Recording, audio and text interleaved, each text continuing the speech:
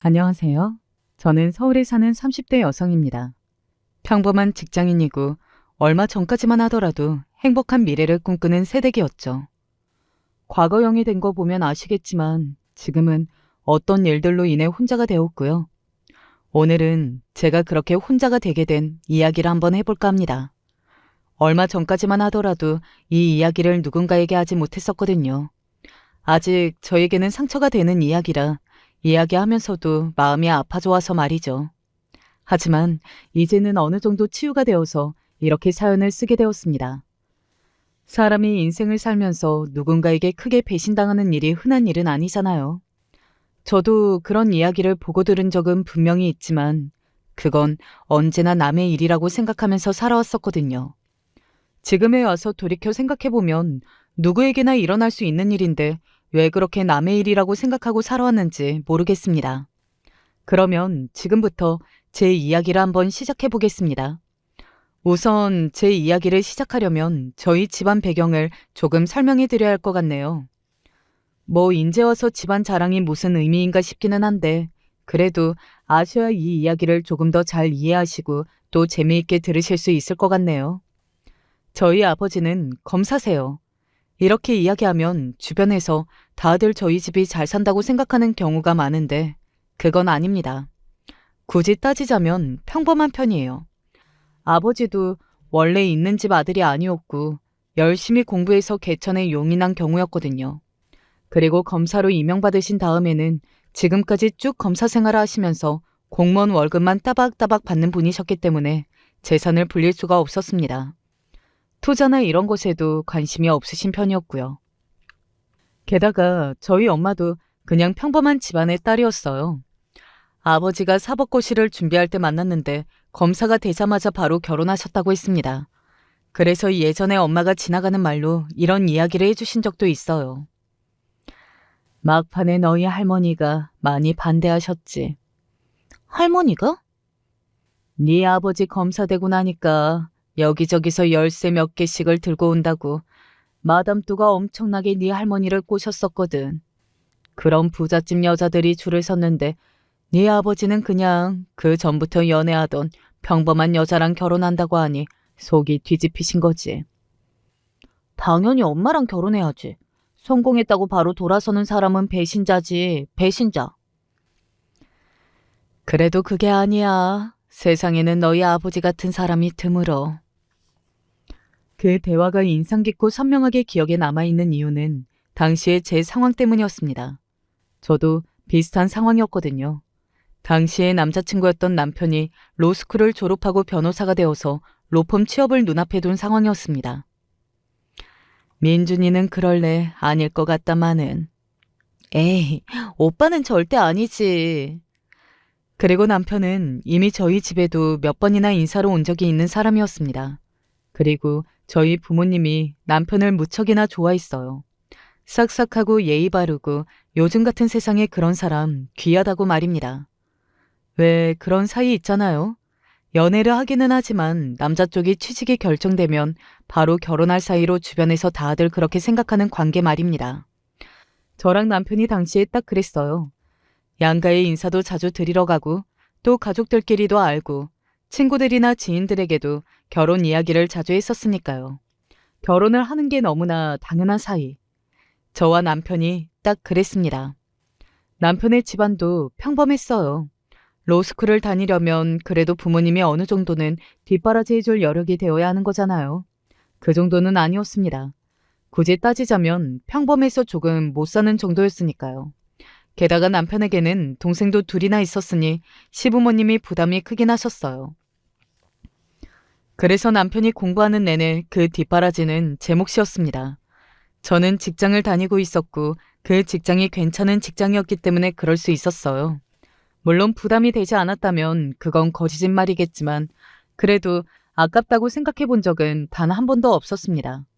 저는 남편을 너무 사랑했고 그와 함께할 장밋빛 미래를 꿈꾸고 있었으니까요. 그리고 당시에는 시어머니도 저에게 늘 이렇게 말씀하셨어요. 정말 고맙다. 너 아니면 어떡할 뻔했니? 하고 말이죠. 저에게 매번 고생한다. 너밖에 없다. 이런 말을 밥 먹듯 하셨었으니까요. 그리고 저는 그게 다 진심이라고 생각했습니다. 지금에 와서 돌이켜 생각해보면 저도 정말 순진했다 싶기는 해요. 결혼하고 나서도 그랬습니다. 저희가 결혼을 조금 일찍 했거든요. 남편이 안정적인 환경에서 공부하고 싶다고 했고, 그리고 시어머니도 그러기를 바라셨습니다. 저희 부모님 처지에서는 지금 공부하는 사위에게 딸을 보낸다는 게 조금 부담스럽기는 하셨겠지만 다 이해하셨었어요. 물론 제 걱정을 많이 하시기는 하셨지만요. 엄마, 나는 괜찮아. 하나도 안 힘들어. 그래도 혼자 살림하고 일하고 하는 게 쉬운 게 아닌데. 그래도 좋아하는 사람을 위해서 하는 거라 그런지 힘든 줄 모르겠던데? 나중에 박서방은 너한테 정말 잘해야 한다. 그래, 업고 다녀도 모자라지. 저희 부모님으로서 그 정도의 말은 할 수 있는 거잖아요.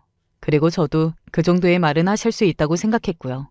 그리고 시어머니도 그렇게 이야기하셨었어요. 내가 무슨 복이 이렇게 많아서 이런 며느리를. 제가 좋아서 하는 건데요. 나중에 다 벗겨 먹어라. 알겠지? 성공만 하면 그럴게요. 그리고 남편을 뒷바라지 않지 5년 동안 힘들어하지 않았습니다. 주변에서는 네가 뭐가 아쉬워서 그런 결혼을 하냐는 둥, 힘들지 않냐는 둥 하는 소리를 해댔지만 저는 확신이 있었어요. 멀지 않는 미래에 반드시 남편과 저는 행복해질 거라는 확신 말입니다. 그렇다고 그때가 불행한 건 아니었어요. 지금 와서 돌이켜 생각해보면 그때가 되려 행복했던 시절 같기도 합니다. 아무튼 그렇게 5년을 남편을 뒷바라지했습니다. 자그마치 5년 말이죠. 말이 쉬워 5년이지 그게 굉장히 힘든 일이라는 건 겪어보신 분들은 다들 아실 겁니다. 저도 좋은 마음으로 남편을 사랑해서 하는 일이었지만 때때로 눈물이 나올 만큼 힘들었던 적도 있었어요. 그리고 그날이 찾아왔습니다. 자기야, 나 합격이래, 합격. 뭐? 정말이야? 바로 남편이 로스쿨을 졸업하고 국내 굴지의 로펌에 취직을 하게 된 것이었어요. 정말 너무나 기뻤습니다. 내가 성공해도 그만큼 기뻐할 수 있을까 하는 생각이 들 만큼 기뻤어요. 남일인데 내일처럼 기뻐할 수 있다는 게 그런 걸 두고 하는 말인가 싶었고요. 물론 남편은 가족이기도 했지만요. 저희 부모님도 굉장히 기뻐하셨습니다. 5년 동안 옆에서 딸 자식이 고생하는 것만 봐오셨는데 왜 아니겠어요. 남편을 불러서 맛있는 것도 먹이고 또 잘했다고 칭찬도 해주고 아버지가 법률인 선배로서 여러 가지 이야기도 해주시는 것을 보면서 이제는 정말 행복한 일만 남았다고 생각했던 것 같아요. 그런데 그 이후로 힘든 날이 시작되었습니다. 저에게 그런 힘든 일들이 기다리고 있을 거라는 건 정말이지 꿈에도 몰랐던 것 같아요. 시어머니의 태도가 노골적으로 변했거든요. 생각해보면 네가 투자를 잘한 것 같구나? 네? 이렇게 좋은 로펌에 취직을 했으니 네가 투자한 거 이상으로 뽑아먹을 게 아니냐? 농담처럼 그런 이야기를 하기는 하셨지만 저는 그 말이 곱게만 들리지는 않았던 것 같아요. 뭔가 뼈가 있는 말처럼 들리기는 했습니다. 인제 와서 아들이 아깝다고 생각하시는 건가? 하는 생각도 들었고요. 그리고 그 생각은 결혼을 준비하면서 점점 확신으로 변해갔습니다. 아니 이렇게 엄청난 로펌에 취직한 남자랑 살면서 너는 나한테 이 정도도 안 해주려고 하는 거니? 그거 너무 날로 먹겠다는 심보 아니냐? 솔직히 우리 민준이는 지금 결혼 시장에 나가도 열쇠 꾸러미 들고 여자들이 줄을 설 텐데 너무 손해보는 장사를 한 건 아닌가 싶구나. 그런 말을 대놓고 하시기 시작하신 겁니다. 5년이나 뒤에서 뒷바라지한 며느리에게 말이죠. 농담이라도 그런 말은 해서는 안 되는 말 아닌가요? 저는 처음에는 굉장히 얼떨떨했던 것 같아요.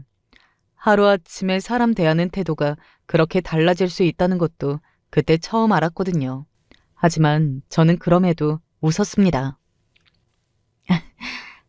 제가 더 잘할게요. 라고 이야기하면서요. 등신처럼 말이죠. 당시에는 그냥 그런 마음이었던 것 같아요. 물론 시어머니가 나한테 하는 말이나 행동이 과하기는 하지만 이건 지금 일시적으로 자기 아들이 너무 아깝다 생각해서 그런 거다. 나중에는 다시 예전 모습과 같아지실 거다 하고 말이죠. 사실은 그게 본 모습이었는데 말입니다. 시어머니는 점점 괜찮아지기는커녕 점점 저를 막대했어요. 집에 와서 일이나 좀 해라. 집이 지저분하다. 그런 전화를 받고 시댁에 가보면 누가 봐도 일부러 어질러 놓은 것처럼 집안이 난장판이었던 적도 있었고, 오늘은 김장 좀 하자 해서 시댁에 가면 작년까지는 하지 않던 김장을 갑자기 200폭이나 했던 적도 있습니다. 제가 무슨 김장을 이렇게 많이 하냐고 물었더니 버럭 소리를 지르셨던 게 기억나네요. 올해 우리 아들이 그런 대단한 곳에 변호사가 되었는데 주변에 감사 인사라도 돌려야 할 거 아니니? 그러니 정성껏 해라. 어디 맛없다 소리 나오기만 하면 내가 가만히 안 있을 거니까. 알겠어? 남편을 주변에서 응원하고 도와주시는 분들에게 감사 인사를 해야 한다며 저에게 김장을 시킬 때 속으로 생각했던 것 같아요. 가장 많이 응원하고 가장 많이 도와준 사람은 다름 아닌 저인데 저는 왜 이렇게 무시하고 막대하시는 건지 말입니다. 그 말이 목구멍까지 차올랐는데 참았어요. 처음에는 그렇게 시집살이 시키는 방식으로 저를 괴롭혔습니다. 처음에는 아들이 너무 아깝다는 생각이 들어서 저에게 분풀이를 하시나 보다. 그러면 어느 정도 분풀이가 끝나면 조금 나아지겠지 하고 생각했습니다. 그런 상황에서도 이혼을 한 번도 생각해보지 않은 건 저와 남편의 사이는 문제가 없었기 때문이었어요. 하지만 시어머니는 저를 그렇게 막대하면 제가 도망을 갈 줄 알았던 겁니다. 그런데 그 방법이 통하지 않자 방법을 틀었고요.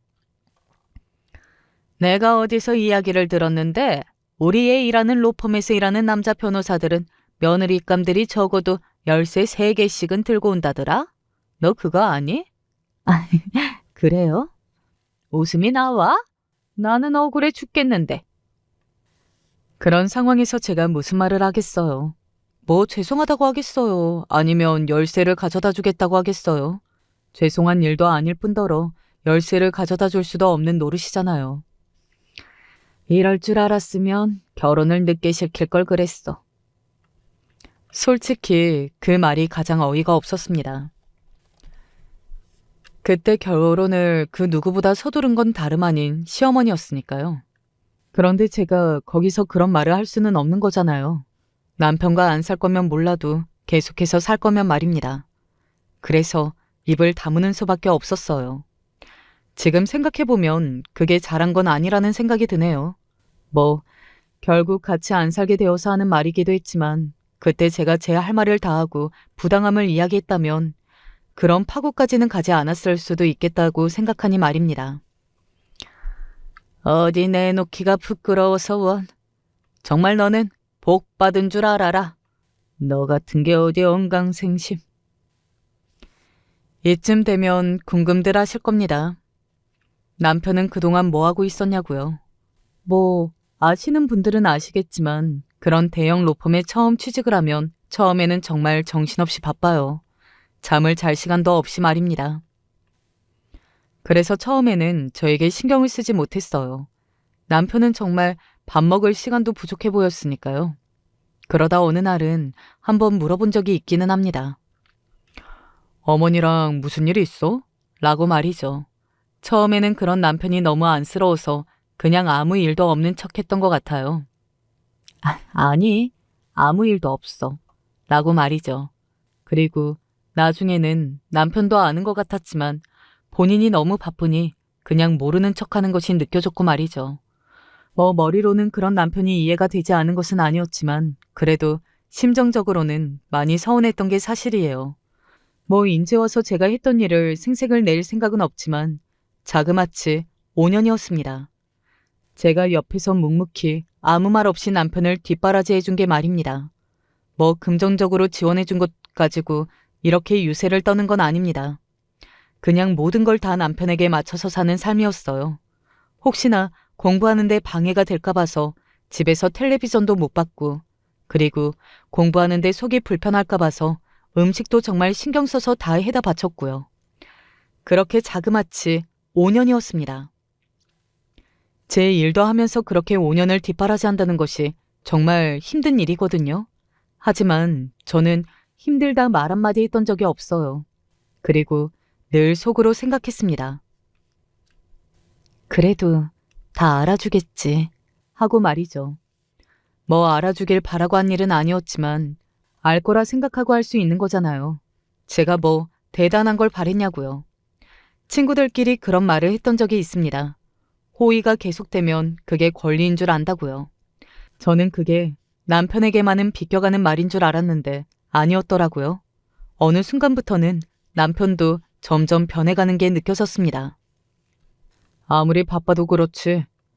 이럴 거면 그냥 안 차리는 게 낫지 않아? 별다를 거 없는 늘 먹던 평범한 저녁상이었어요.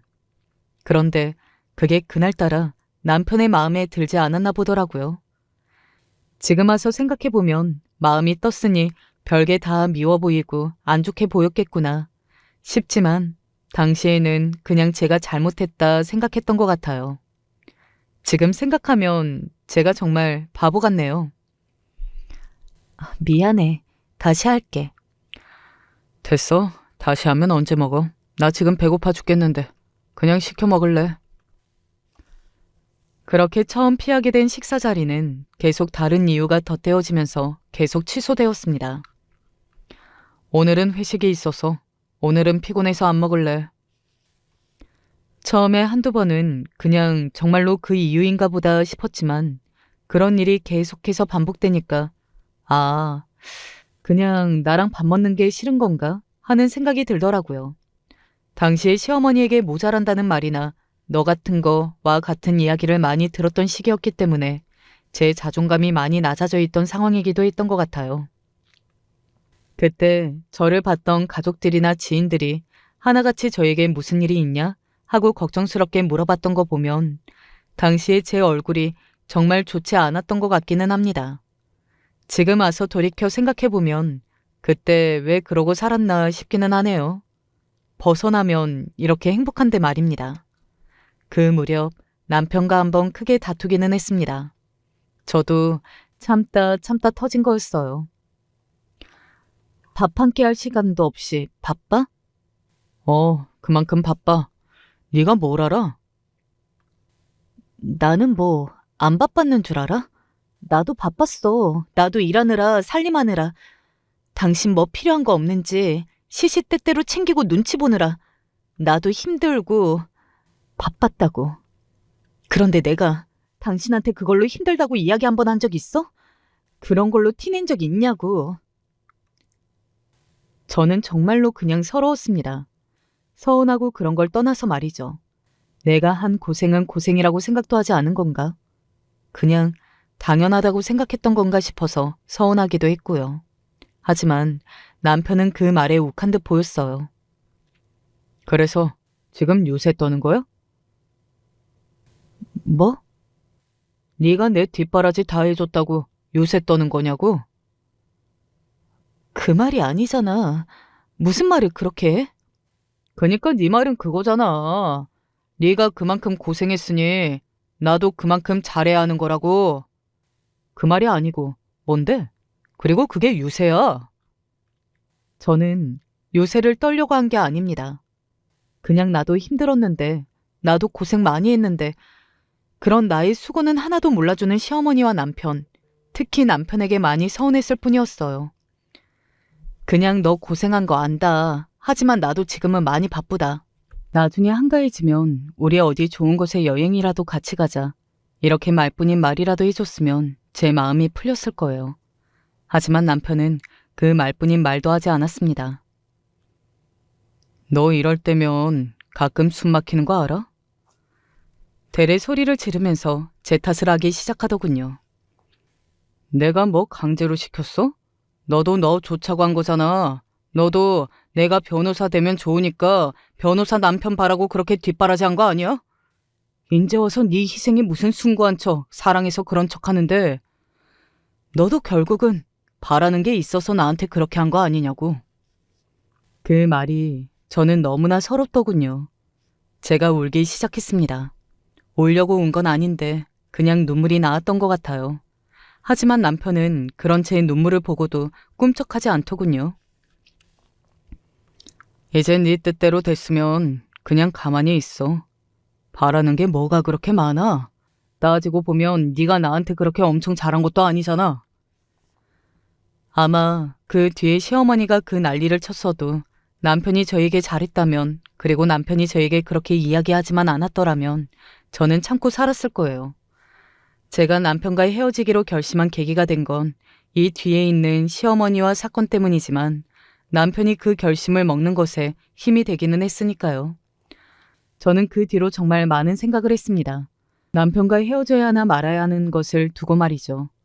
머리로는 당장이라도 도망가라고 했지만 마음이 아직 그러지 못했어요. 함께한 시간이 너무 길었고 또 쉽사리 정리하기에는 솔직히 말하면 조금 억울하고 아깝기도 했습니다. 막말로 그렇잖아요. 제가 뒷바라지에서 그렇게 만들어놨는데 인제 와서 저만 이렇게 상처받고 저만 이렇게 모든 걸 다 바친 채로 이혼하는 거 말입니다. 시어머니의 말처럼 저만 물러서면 남편은 어디선가 열쇠 꾸러미를 든 여자들이 나타나서 떵떵거리며 잘 살 것 같고 말이죠. 그 생각을 하니 억울하기는 하더라고요. 그러던 중에 그 통화 내용을 듣게 되었습니다. 그날은 시어머니가 부른 날이었어요. 별 생각 없이 시댁으로 갔습니다. 당시에 시어머니는 저를 자주 불러서 자주 부려먹었기 때문에 그날도 의뢰 그런 날이겠거니 오늘은 또 얼마나 자존심이 깎이는 말들을 하실까 하는 생각을 하고 갔어요. 그래, 애가 눈치가 더럽게 없다니까.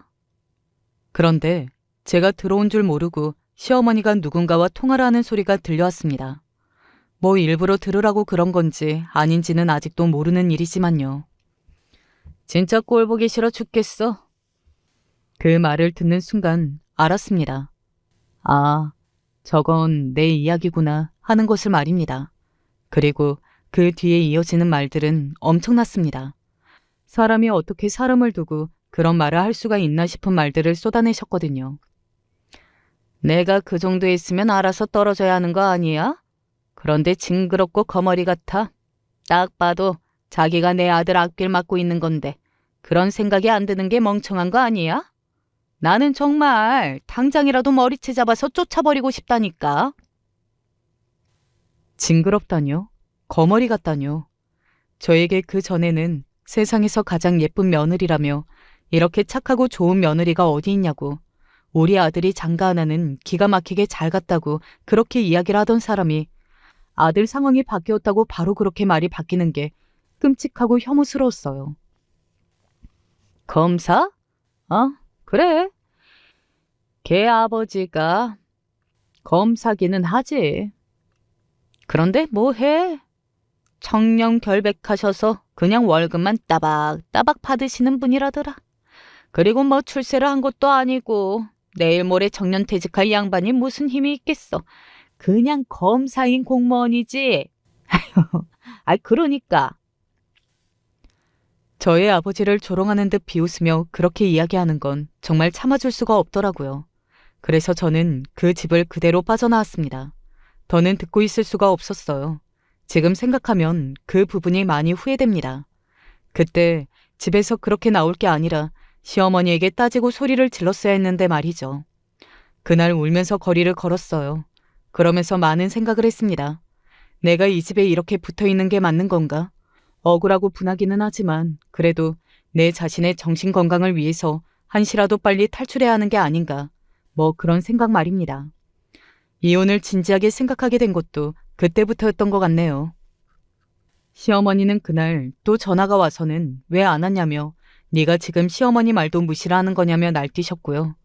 원래 그런 분인데 그간 어떻게 그 성격 다 숨기고 살았는지 지금 와서 가장 신기한 부분이 그거네요. 그러다 결국 사건이 터졌습니다. 뭐 결국 그 사건이 아니더라도 결국에는 저와 남편이 이혼 수순을 밟았을 걸로 생각하기는 하지만 그 사건 때문에 가속화가 된 거죠. 그리고 제가 더 열이 받았고 또 저희 아버지도 더 열을 받으셨던 거고요. 지금부터는 그 사건 이야기를 한번 해보겠습니다. 엄청난 이야기니까 기대하셔도 좋을 거예요. 지금 이렇게 웃으면서 이야기할 수 있는 게 다행이네요. 어느 날 친구에게 전화가 왔어요. 그런데 그 내용이 너무나 충격적이었습니다. 야, 나 지금 호텔에 선보러 왔는데 네 남편 봤어. 친구의 목소리가 어딘지 심상치 않다고 생각을 했던 것 같아요. 저는 어딘가 쎄한 기분이 들어서 조심스럽게 되물었습니다. 그때 이미 손은 조금 덜덜 떨리고 있었던 것 같아요. 어디서 누구랑 있던데?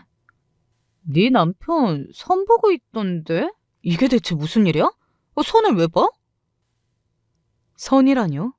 그게 무슨 말도 안 되는 소리냔 말입니까?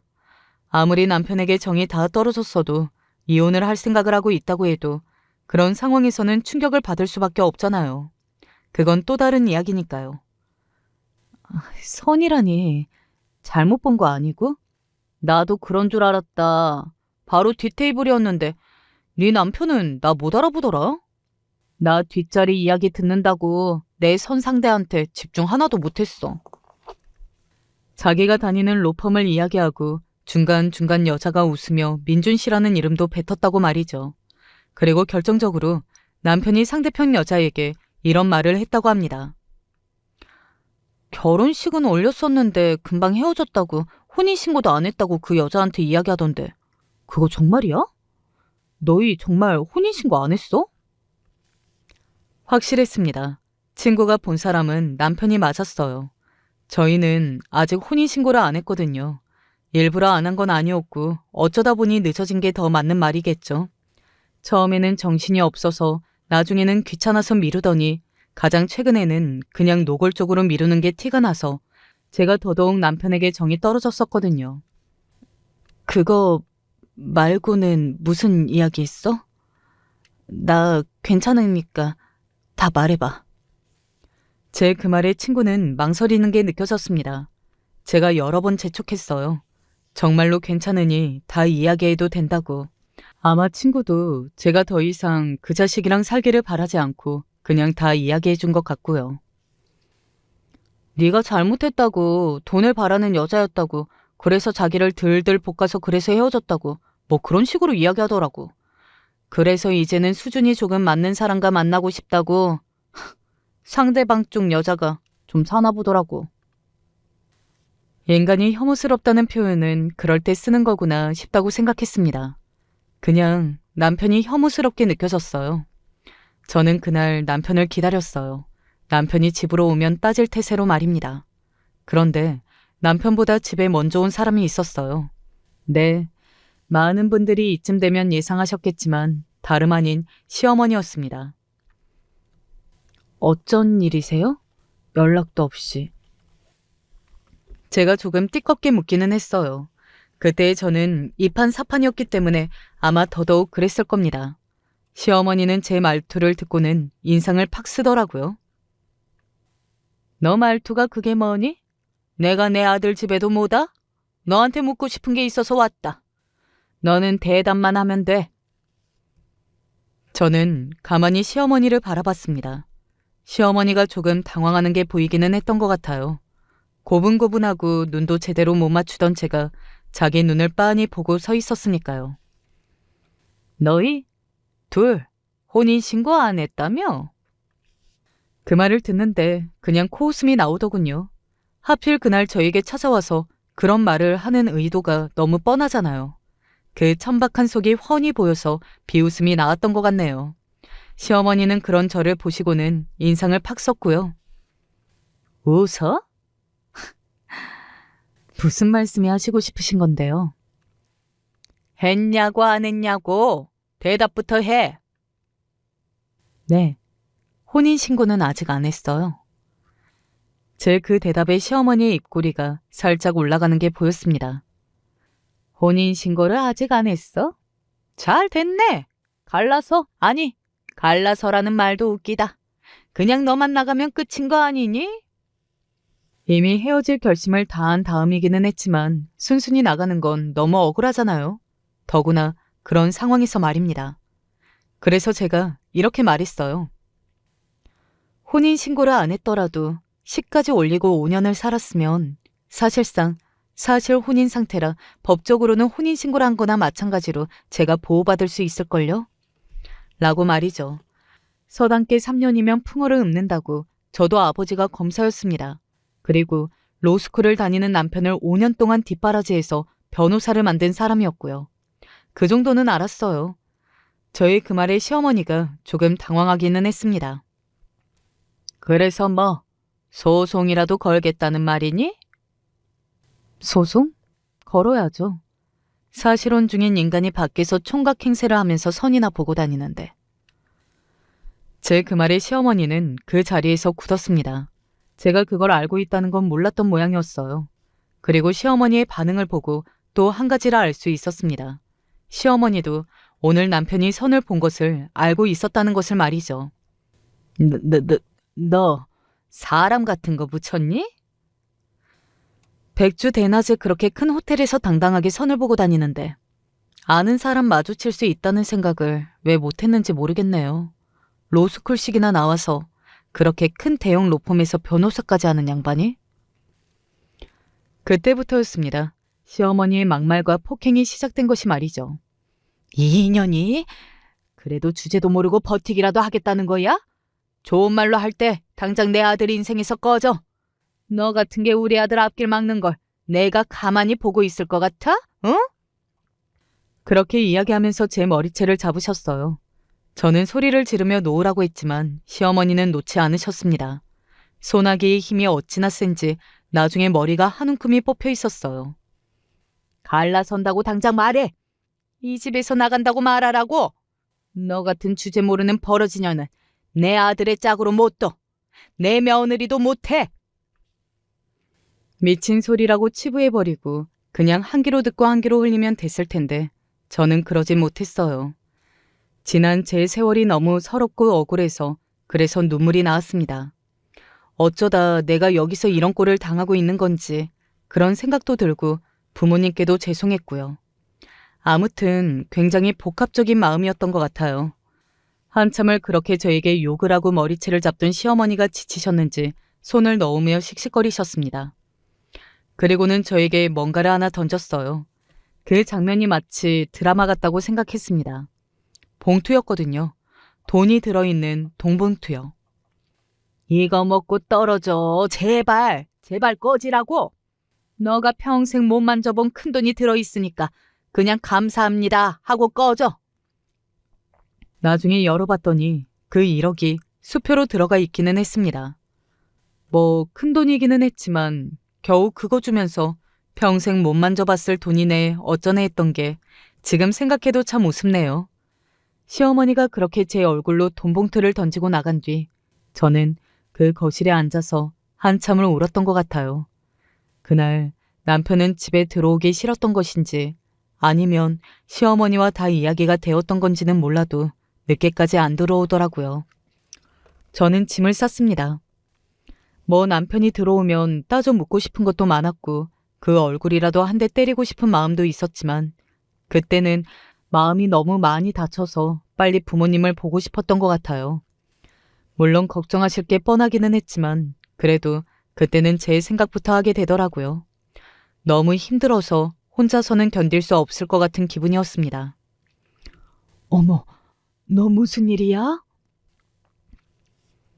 엄청난 몰골로 짐을 싸들고 집으로 들어온 저를 보고 엄마는 너무 놀라서 물으셨어요. 저는 엄마의 얼굴을 보자마자 눈물을 쏟아냈습니다. 원래 그런 서러운 상황에서 엄마를 보면 그렇게 되잖아요. 한참을 엉엉 울고서는 그간 있었던 일들을 부모님께 이야기했어요. 사실 그동안은 엄마와 아버지에게 제가 시댁에서 어떤 취급을 받고 있는지, 남편과의 사이가 어떤지 그런 이야기를 일절하지 않았거든요. 부모님이 걱정하실까봐 그랬습니다. 그래서 제 이야기를 들으신 두 분이 너무 놀라셨어요. 어느 정도냐면 엄마는 처음에는 입을 떡 벌리고 아무 말도 못하고 눈만 꿈뻑거릴 정도로 말이죠. 그게 다 정말이냐? 그리고 정말 낮은 목소리로 그렇게 묻는 아버지를 보고 확신했습니다. 아, 지금 우리 아버지는 굉장히 많이 화가 나셨다 하는 것을 말입니다. 그런 모습은 정말 제가 살면서 몇 번 못 봤던 모습이었거든요. 제가 울면서 고개를 끄덕였어요. 아버지는 나지막히 욕을 하시는 것 같았습니다. 그런 모습은 정말 태어나서 처음 뵙는 모습이었던 것 같아요. 내가 이놈의 새끼를 가만히 두나 봐라. 그러면서 방으로 들어가셨습니다. 어디론가 전화를 거시는 것 같았어요. 그리고 저는 그 전화의 엄청난 파장을 얼마 지나지 않아 느낄 수 있었습니다. 아버지가 전화를 건 곳은 아버지의 후배가 임원으로 있는 로펌이었거든요. 네, 남편이 취직했다던 그 대형 로펌 말이죠. 아버지에게 남편이 더 이상 그 로펌에 다니지 못하게 되었다는 이야기를 듣고서는 속이 조금 많이 시원했던 것 같아요. 적어도 그 꼴은 안 봐도 된다는 생각에 말입니다. 그 자식은 너한테 그런 짓을 한 걸 죽을 때까지 후회하게 될 거다. 내가 그렇게 만들어줄 거야. 아버지의 그 말은 현실이 되었습니다. 그냥 집을 그렇게 나오는 바람에 제가 제 짐을 제대로 챙겨오지 못해서 하루는 집에 들렀거든요. 짐을 챙기러 말이죠. 그런데 시어머니와 딱 마주쳤어요. 그리고 또 마주치기가 참 쉽지만은 않은 일일 텐데요. 왜 왔어? 시어머니가 저를 보자마자 날카롭게 소리를 지르며 그렇게 외치더군요. 저는 차분한 얼굴과 말투로 말했습니다. 제 짐 챙기러 왔는데요. 그때는 옷만 좀 가져가서. 저는 그렇게 이야기하고 안방으로 곧장 들어갔습니다. 그러면 그냥 두면 될 걸 시어머니는 굳이 저를 따라 들어와서는 계속 시비를 걸어대더군요. 아마도 제가 분풀이 대상이었던 것 같다고 생각했어요. 돈 그렇게 받아서 갔으면 됐지. 뭐 또 물건까지 다 챙기러 기어들어와? 어차피 다 버리실 건데 제 건 제가 챙겨야죠. 저는 아무런 동요 없이 계속 말을 이어갔습니다. 그런 제 태도에 시어머니는 더더욱 열을 받으신 것 같았고요. 속으로 정말 고소하다고 생각했던 것 같아요. 그래서 살짝 웃었습니다. 그런데 제 웃는 그 얼굴에 시어머니의 어떤 버튼을 누른 것 같았어요. 너 지금 웃었어? 왜 웃어? 너 지금 속으로 고소하다 생각했지? 네? 고소하다니 그게 무슨 말씀이세요? 저는 아무것도 모르는 얼굴로 시어머니를 바라봤습니다. 시어머니는 그제야 아차한 얼굴이었어요. 제가 남편이 로펌에서 잘린 걸 모른다고 생각했으니 그럴 만도 했습니다. 됐다. 빨리 챙겨서 나가. 꼴도 보기 싫으니까. 저는 비집고 나오는 웃음을 애써 참아가며 짐을 마저 챙겼어요. 그런데 그때였습니다. 누군가 현관문을 벌컥 열고 집으로 들어오는 소리가 들렸어요. 아우 진짜 돌아버리겠네. 다름 아닌 남편이었습니다. 저는 재빨리 시어머니의 얼굴을 봤어요. 평일 그 시간에 집에 있으면 안 되는 사람이었습니다. 원래대로라면 말이죠. 시어머니는 바로 제 눈치를 보더라고요. 저는 그때부터 연기를 했습니다. 출근 안 했어? 밖으로 나가면서 남편을 향해 그렇게 말했어요. 짐짐 모르는 척하고 말이죠. 남편은 저를 보고 갑자기 다급하게 이야기하더군요. 여보, 라고 호칭을 불러대면서 말이죠. 여보 같은 소리 좋아한다 라는 말이 목구멍까지 차올랐습니다. 하지만 아무 말하지 않고 그냥 가만히 남편을 바라봤어요. 남편은 갑자기 저에게 달려오듯 걸어와서는 제 손을 잡았습니다. 장인어른한테 말 좀 잘해줘. 응? 우리 펌 임원분 중에 한 분이 장인어른 후배라고 그러던데 왜 진작 이야기 안 해줬어? 나도 방금 알았어. 라고 모르는 척 말을 돌리며 남편이 저를 잡은 손을 더러운 것이 묻은 걸 털어내듯 털어냈습니다. 남편은 간절한 건지 어떤 건지 그런 것에는 아랑곳하지 않고 다시 제 손을 잡았어요.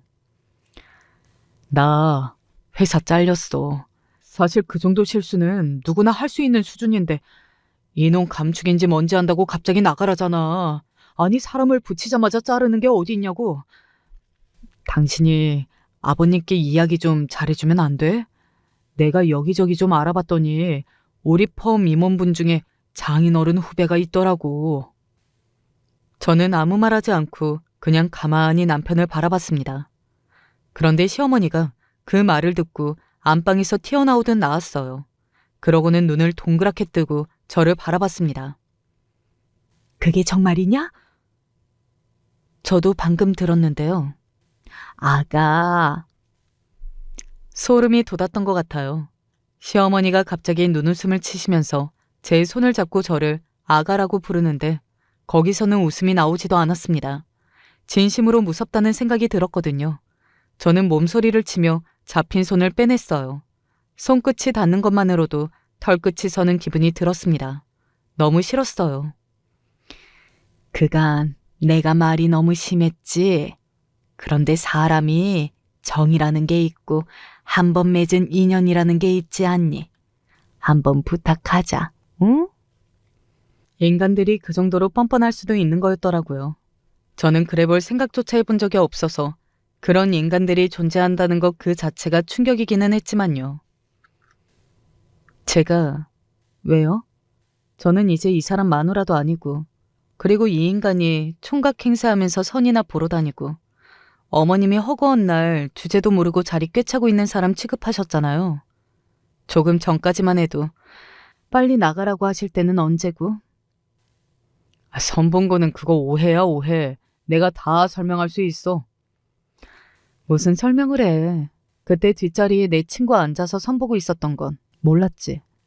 네가 나에 대해서 어떻게 이야기했는지 다 전해 들었어. 거기서 신나게 내 욕을 그렇게 했다며. 제 그 말에 남편은 눈에 띄게 당황했습니다. 그냥 선을 봤다는 사실만 제가 아는 줄 알았나 보더라고요. 저는 웃으며 남편과 시어머니를 향해 말했습니다. 저희 아버지가 바보예요? 지금 와서 제가 그런 부탁을 드린다고 해서 그 부탁을 들어주시게? 그날 친정에 가서 그간 어머니가 저한테 어떻게 했는지 그리고 남편 놈이라는 놈이 밖에서 뭐라고 다니는지 다 이야기했는데 제가 그 말을 입으로 뱉는 순간 남편은 절망적인 표정을 지었어요. 저희 아버지를 그래도 종종 배워왔잖아요. 그래서 성격을 잘 알고 있었거든요. 한 번 아닌 것은 죽었다 깨어나도 절대 아닌 사람 말입니다. 그게 저희 아버지셨어요. 한 번쯤은 도와주실 수도 있지, 딸내미를 위해. 이제 끝났는데 뭐가 저를 위한 거예요? 아마 저희 아버지는 제가 다시 같이 산다고 하면 저랑 연을 끊으실걸요? 한 번 아닌 건 절대 아닌 분인데. 그 이야기를 듣고 잠시 생각을 하던 시어머니가 갑자기 눈을 세모나게 떴습니다. 그 순간 직감했어요. 아, 이제 방향을 또 바꾸겠구나. 그리고 그 예감은 맞았습니다. 네 앞길을 위해서라도 도와주는 게 좋을 텐데 내가 너 쫓아다니면서 다시는 결혼 못하게 회방 놓을 거다. 그리고 너 그날 나한테 받아간 돈도 있잖아. 그 값은 해야지. 저는 이제 다시 결혼할 생각도 없고요. 그리고 그 1억은 위자료로 주신 거 아니었나요? 어디 가서 사실혼인 남자가 총각 행세하고 선보러 다니는 거 입 다무는 조건. 시어머니는 논리적으로 뭐라 할 말이 없는지 얼굴이 붉게 달아올라서는 또다시 저를 한 대 때릴 태세로 저벅저벅 걸어왔습니다. 저는 그런 시어머니를 똑바로 보고 이렇게 말했어요. 저한테 손끝 하나라도 대세요. 그날 저 그렇게 때린 것도 저 이미 병원에 가서 진단서 다 받아놨거든요. 아시겠지만 저희 아버지 검사예요. 한 번만 더 손대시면 저도 가만 안 있습니다. 어머니 폭행죄로 감옥에 쳐넣을 거라고요. 제가 그렇게 큰 소리로 외쳤고 시어머니는 순간적으로 움찔하는 게 보였습니다. 그리고 그 말을 통한 건지 더 이상 저를 때리려 한다거나 머리채를 잡으려 한다거나 하지는 않았어요. 대신 굉장히 살벌한 눈으로 저를 노려봤습니다. 저는 그런 시어머니와 세상 절망스러운 얼굴로 멍하게 있는 남편을 보면서 말했어요. 그리고 협박을 하려면 제 쪽에서 하는 게 맞는 것 같은데요. 제가 쫓아다니면서 이 사람이 선보러 다닌 거나 어머님이 며느리 때린 거나 이런 거 다 이야기하고 다니면 어쩌려고 그러세요? 어머님이야말로 아들 앞길 막히는 거 보시겠어요? 이게? 저는 더 이상 당하고 있지만은 않을 겁니다. 그러니까 저 그만 건드세요. 한 번만 저 더 건들면 저나 저희 아버지가 가진 걸 다 동원해서 어머님 아들 앞길 막을 거니까. 그렇게 이야기하고 그 집을 나왔습니다. 뒤에서 남편이 간절한 목소리로 제 이름을 부르는 소리가 들려왔지만 돌아보지 않았어요. 저는 그게 끝일 거라고 생각했지만 아니었습니다. 남편은 몇 번이고 저를 더 찾아와서는 빌었어요. 그러는 와중에 저희 아버지와 한번 마주쳤던 적도 있습니다. 아버님, 죽을 죄를 지었습니다. 그럼 죽어? 남편은 그런 말이 나올 줄은 몰랐던 건지 놀라서 아버지를 바라봤어요. 저도 아버지가 그렇게 이야기하실 줄은 몰랐기에 놀란 얼굴로 아버지를 바라봤던 것 같네요. 나는 자네 같은 인간을 상종하고 싶지도 않네. 그런 일이 일어나지도 않을 테지만 만약에 내 딸이 자네 같은 인간과 더 연을 이어간다고 하면 내가 연을 끊을 것이야. 그러니 험한 꼴 보고 싶지 않으면 당장 그만 가. 아버님, 아버님이라고 부르지도 말게. 한 번만 더 이런 식으로 찾아오면 자네가 어디건 법조계에는 발도 못 붙이게 만들 테니. 자네가 모르나 본데 나 그 정도 능력은 있는 사람일세. 나중에 안 사실이지만 아버지는 일평생을 청렴결백하게 살아오신 탓에 그런 아버지를 존경하고 따르는 후배 검사들이 많다고 했습니다. 그러니 아버지는 그게 그냥 하는 말이 아니었어요. 정말로 그럴 수 있는 분이 그런 말을 한 거였습니다. 남편도 그걸 느꼈는지 어쨌는지 아버지와 그렇게 마주친 날 이후로는 다시 저를 찾아오는 일은 없었어요. 뭐 연락을 해오는 일은 종종 있었지만 그마저도 제가 다시 이러면 아버지께 이른다고 하니 더 이상 하지 않았습니다. 진짜 다시 생각해도 너무 찌질한 인간이네요. 그렇게 남편과 저는 완전히 이별했습니다. 그 이후로 듣게 된 남편과 시어머니의 소식이 조금 있어서 그 소식을 전해드리는 것으로 이 이야기를 마무리할까 합니다. 아마 굉장히 통쾌한 기분으로 들으실 수 있을 거라고 생각해요. 우선 남편은 그 로펌에서 최종적으로 잘리고 나서 다른 작은 펌에 취직을 했지만 또다시 금방 잘렸다고 하더라고요. 아버지는 그건 본인이 손을 쓴 게 아니라고 하셨습니다. 아마 소문을 어디선가 듣고 거기서 알아서 그렇게 한 것 같다고 말이죠. 남편은 어딜 가나 이제 그런 식으로 잘리게 될 거라는 말을 들었어요. 고소하다는 생각이 들었습니다. 그리고 그때 당시에 선을 봤던 그 여자에게는 당연히 차였다고 하더군요. 이건 친구가 전해준 이야기예요. 그 여자한테도 엄청나게 매달렸더라고. 그 여자 집안이 진짜 좋은가 봐. 로펌 잘린 거 끝까지 이야기 안 하고 있다가 들켜가지고 한바탕 난리가 났었대. 그대로 결혼했으면 그거 사기 결혼 아니야? 완전 미친 새끼야 그거. 진짜 인간이 어디까지 밑바닥인지 확인하는 기분이 들었어요. 끝도 없이 떨어지는 남편을 보면서 말입니다. 그리고 시어머니는 그 이후로 여기저기 선자리를 알아보러 다니다가 포기하신 것 같다고 했습니다. 로스쿨을 졸업한 변호사들이 넘치는데 취직도 못하고 저러고 놀고 있는 직함만 변호사인 남편을 누가 걷어가겠어요. 저니까 했던 거죠. 아마 남편과 시어머니는 평생을 두고 저를 놓친 것을 후회하게 될 겁니다. 뭐 그들이 그렇게 후회하면서 불행한 삶을 사는 게 아마 제가 할 수 있는 최고의 복수가 아닐까 싶고요. 그리고 그 복수가 완성되려면 그 누구보다 제가 행복한 게 중요하겠죠. 그래서 오늘 이 사연을 끝으로 저는 모든 것을 훌훌 털어버리고 새 인생을 살려고 합니다. 그래서 이야기를 꺼낸 것도 있어요. 이제는 정말 다 잊으려고 말이죠. 부디 많은 분이 응원해 주셨으면 좋겠습니다. 저는 이제 그만 이야기를 줄이겠습니다. 마지막까지 제 이야기를 들어주시고 공감해 주신 분들에게 감사 인사를 전합니다. 언제나 건강하시고 늘 좋은 일들만 가득하시기를 바랄게요. 오늘 정말 용기 내어 컴퓨터 앞에 앉았습니다. 이 이야기 저만 알고 있는 것보다 많은 분들에게 알리고 싶었고, 뒤숭숭한 마음도 정리할 겸 이렇게 글을 쓰게 되었습니다. 많은 분들이 들어주시고 저에게 좋은 말들을 해주십사 간청드립니다. 그럼 시작할게요. 어렸을 때부터 경찰이 되고 싶었습니다. 그럴 만한 사건이 있었기 때문입니다. 저희 가족에게는 남들에게 쉬이 말할 수 없는 아픔이 있었고 저는 자식으로서 그로 인해 힘들어했던 부모님의 모습을 봤기에 내가 경찰이 되어가지고 이 모든 사건을 해결하여 다시 한번 우리 집안이 예전처럼 화목하고 행복할 수 있도록 만들고 싶었습니다. 그러나 제가 경찰이 되었다고 해서 그 모든 것을 해결할 수 있는 것은 아니더라고요. 그 무력한 현실을 처절하게 체감한 저는 언제부터인가 그냥 경찰서에 들어오는 신고 전화를 받고 서류를 처리하고 그렇게 기계적으로 일을 하고 있었습니다. 그러던 어느 날 인근 식당에서 신고가 들어왔습니다.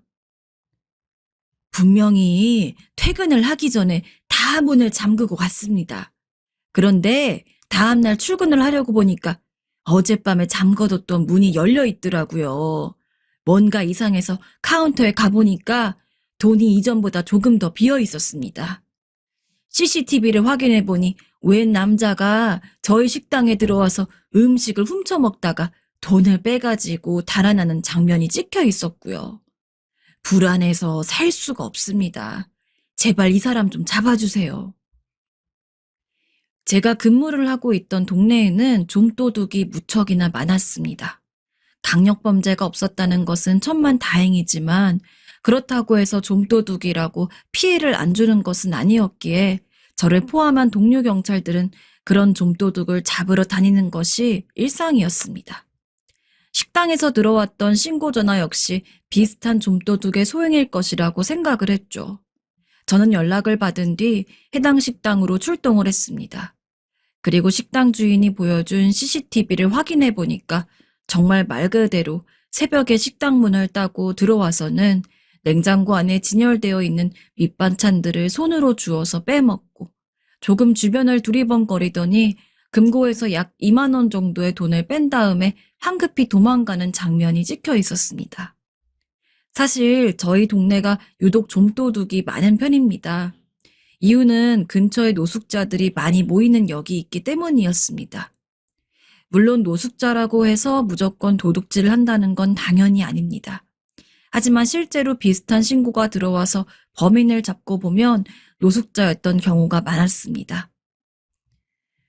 이거 어쩐지 노숙자가 배 골마가지고 저지른 범죄인 것 같은데? 동료와 그런 이야기를 하면서 범인을 잡으려고 수소문을 하는데 며칠 지나지 않아서 비슷한 위치에 있는 다른 가게에서도 신고가 들어왔습니다. 이번에는 식당이 아닌 옷가게였는데 마네킹에 입혀져 있던 검은색 점퍼를 하나 훔치더니 역시나 금고에서 2만 원 정도의 현금을 빼서는 달아났다는 이야기였습니다. 신고 전화 내용이 이전에 식당에서 받았던 것과 똑같았기 때문에 직감적으로 같은 사람이 범행을 저지른 것으로 보였습니다. 그래서 주변 노숙자들에게 말을 걸면서 탐문 수사를 시작했습니다. 혹시 주변에 갑자기 새 옷이 생긴 노숙자는 없는지, 돈을 많이 가지고 있는 노숙자는 없는지, 일반 사람들이 몇만 원 정도 가지고 있을 수 있지만 노숙자들은 보통 몇천 원 정도만 가지고 있어도 많이 가지고 있는 것이었으며 마지막 신고 전화를 들었을 때 옷을 훔쳐갔다는 이야기를 보았을 때 평소 지낼 때 그 옷을 입고 있을 것으로 추측이 됐습니다. 그래서 그 부분을 위주로 수사를 진행했죠.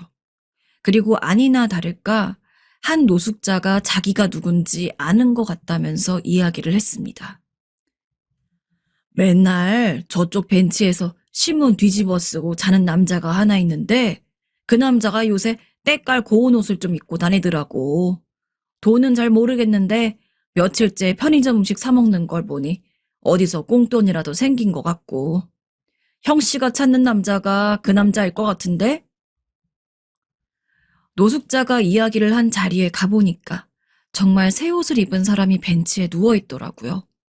이전에 옷가게 CCTV에서 확인했던 옷과 남자가 입고 있는 옷이 일치했습니다. 그래서 자고 있는 남자를 깨워가지고는 경찰서에 데려갔습니다. 근데 옷만 새 옷이고 몸을 씻진 않았는지 정말 온몸에서 냄새가 장난이 아닌 겁니다. 경찰서에 들어갔는데 다른 동료 경찰들이 인상을 확 찌푸리고 바로 코를 막을 정도였습니다. 범죄를 저지른 것은 당연히 잘못이지만 단순 절도이기도 하고 노숙자들이 힘들게 살고 있다는 것은 알았기 때문에 전 노숙자를 데리고 동네에 있는 공중 목욕탕에 갔습니다. 그리고 제가 직접 돈을 내고서 샤워를 하게 만들었습니다. 샤워를 하라고요? 네, 편히 씻으세요. 꼼짝없이 잡혀가는 것으로 생각하고 주눅이 들어있던 노숙자는 제가 목욕탕에 데리고 들어가서 돈까지 내주니까 얼떨떨한 표정을 지으면서도 열심히 씻더군요. 까만 물을 수십 번은 내버리고 나서야 저희는 목욕탕에서 나와서 다시 경찰서로 향했습니다. 그리고 본격적으로 진술서를 작성하기 시작했습니다. 이 근처에 있는 정육식당에서 반찬 빼먹고 2만 원 훔치고 바로 옆에 있는 옷가게에서 점퍼 훔치고 똑같이 2만 원 훔친 거. 아저씨 맞죠? 그래도 남자는 부인하지 않고 고개를 끄덕였습니다.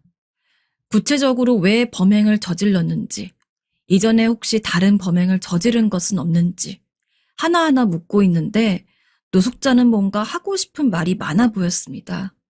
한참 일반적인 조서를 작성하고 있는데 갑자기 눈물을 보이는 겁니다. 고맙다면서. 도대체 뭐가 고맙다는 거지? 의아해하고 있을 때 그 범인은 입을 뗐습니다. 사람들은 제가 냄새난다고 다 도망가는데 목욕탕까지 데려가 주시고 너무 감사합니다, 형사님. 그렇게 울먹이며 말하더니 아예 사건과도 별로 관련이 없는 자기 옛날 이야기를 꺼냈습니다. 다른 때였으면 아저씨, 쓸데없는 소리야 말고 사건에 관련된 것만 이야기하세요. 라고 했을 겁니다.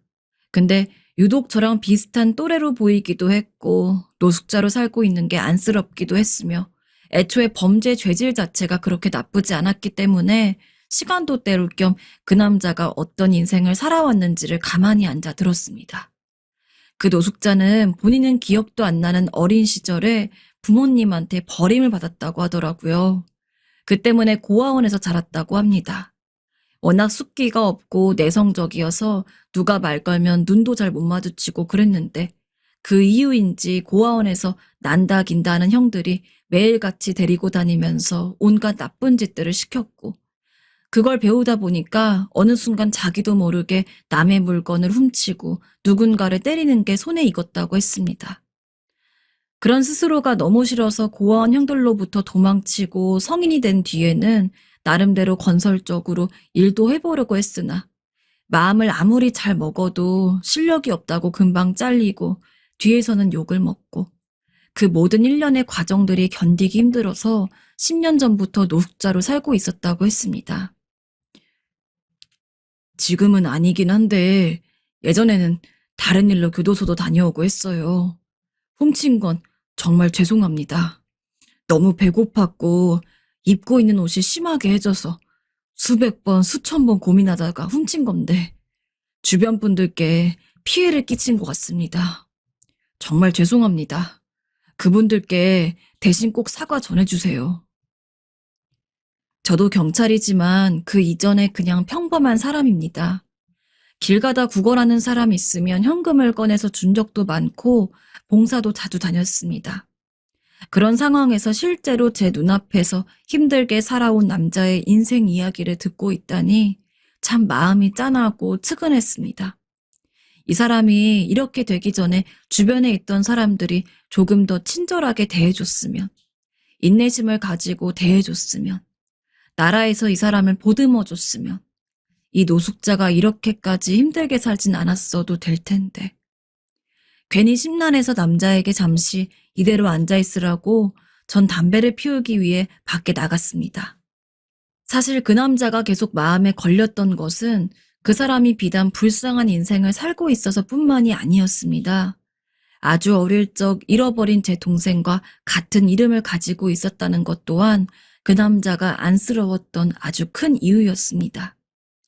사실 어렸을 적 저에겐 저보다 2살이 어린 동생이 있었습니다. 너무 어릴 적이기에 전 얼굴조차 잘 기억이 나지 않는 동생이었죠. 하지만 부모님 말로는 제가 맨날 동생을 데리고 다니고 동생도 저를 졸졸 따라다니는 너무나 우애 좋은 형제였다고 합니다. 그 나이 때면 형제끼리 마구 싸우고 그럴 법도 한데 저희는 싸우기는커녕 무슨 한 몸처럼 다녀서 부모님이 참 편했다고 하더군요. 하지만 동생이 5살이 되었을 때 어머니가 동생만 데리고 시장에 갔었다고 합니다. 제 생일을 축하해주기 위한 게 이유였어서 일부러 저를 데리고 가지 않았죠. 근데 장을 보느라 어머니가 정신이 팔린 사이에 동생이 슬쩍 어머니 손을 놓고 자리를 빠져나갔나 봅니다. 어머니가 정신을 차렸을 때는 이미 동생이 온데간데 없어져 보이지 않는 상황이었죠. 그날 어머님 밤늦게까지 하루 종일 밖을 돌아다니며 동생 이름을 목이 터져라 불렀다고 합니다. 주변 사람들한테 혹시 이렇게 생긴 아이 본 적이 없으신가요? 라면서 수백 번도 넘게 동생의 인상착의를 설명했다고도 하고요. 하지만 동생은 끝끝내 저희 가족의 품으로 돌아오지 않았습니다. 그 뒤로 저희 집은 어머니도 아버지도 잃어버린 동생을 찾기 위해 수소문을 했습니다. 하지만 하늘로 솟은 건지 땅으로 꺼진 건지 그 누구도 동생이 어디 있는지를 아는 사람이 없었습니다. 동생의 얼굴은 제대로 기억하지 못하고 있지만 동생이 없어지고 나서 절망스러운 분위기를 달렸던 저희 집안의 분위기는 기억이 납니다. 매일같이 초췌한 얼굴로 눈물만 흘리는 어머니와 심란한 한숨만 내뱉는 아버지. 엄마, 아빠, 나 경찰이 될래. 경찰이 돼서 동생을 찾을 거야. 어머니와 아버진 이 말에 그저 공허한 눈으로 저를 바라보실 뿐이었어요. 제가 경찰이 되고 싶다고 처음 마음을 먹은 것도 그 때문이었습니다. 어릴 적에 저 역시 동생이 사라졌다는 것이 너무 힘들었습니다. 하지만 그런 저보다 더 힘들어하는 부모님을 보는 것이 제게는 너무나 고통스러웠습니다. 경찰이 되면 그래도 제 동생 1명 정도는 찾을 수 있지 않을까 싶어 열심히 공부했습니다. 그래서 정말 경찰이 되었고 빈약한 정보를 가지고 어떻게든 동생을 찾기 위해서 노력했습니다. 하지만 소용이 없었어요. 그리고 작년, 수십 년을 넘게 동생을 그리워하며 잠을 잘 적마다 동생의 이름을 잠꼬대처럼 부를 정도로 동생을 잃은 아픔을 한평생 한처럼 간직하고 있던 어머니는 병으로 돌아가셨습니다. 그 아이 잘 살고 있겠지? 어머니는 죽음을 목전에 두고도 이런 말씀을 웅얼거리셨고 저나 아버진 뭐라 말도 꺼내지 못하고 가여운 어머니를 그대로 보내야 했습니다. 그런데 어머니 장례식을 치르는데 매일같이 동생 이름을 부르짖던 살아생전의 어머니가 계속해서 떠올랐습니다. 동생에 대한 그리움으로 돌아가신 후에도 눈을 못 감으실 것 같았습니다. 그래서 저는 어떻게든 정보를 찾고 찾아서 동생을 만나기 위해 애썼습니다. 하지만 무슨 짓을 해도 동생에 대한 아주 작은 실마리 하나 잡히지가 않았습니다. 저라고 동생이 보고 싶지 않은 것은 아니었습니다. 하지만 계속해서 좌절스러운 상황만이 발생하는 와중에 끝까지 동생을 붙들고 있을 힘이 없었습니다. 그래서 한동안은 일부러 일에 빠져 살면서 동생 생각을 안 하려고 했는데 하필 범인으로 잡아온 노숙자가 동생과 같은 이름이라니. 마음이 괜히 복잡해지고 심란해지더라고요. 느리게 담배를 피우고 들어와서는 진술서를 마저 작성했습니다. 마음을 좀 추스르고 원칙대로 넘기려고 키보드를 두드리는데 경찰서 문이 열리더니 평소 친하게 지내던 동료 경찰 하나가 들어왔습니다.